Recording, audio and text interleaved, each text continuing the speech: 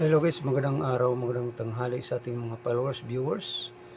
Shout out sa ating mga followers, shout out sa ating ah, mga support kahit di pa masyadong kilala ating mga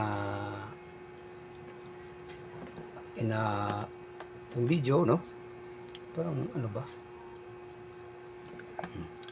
Hindi pa masyadong kilala ang ating channel o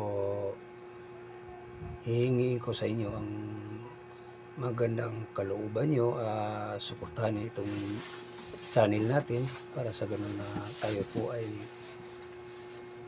tuloy-tuloy pa rin, no? Sa kahit papaano. Diyan sa Malacanang mga kababayan ay wala talaga sila sa insaktong pagbigay ng mga tinatawag ng batas o ang hinaharap lagi nila ang impeachment.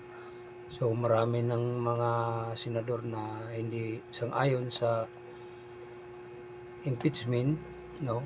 O ilan lang naging sang-ayon din o kakampi nila. So ang ilang mga paano ba pag-akyat sa investigasyon na wala naman silang pinasa nga insaktong batas or wala sa ebidensya, no? O tayo po mag tuloy-tuloy pa rin sa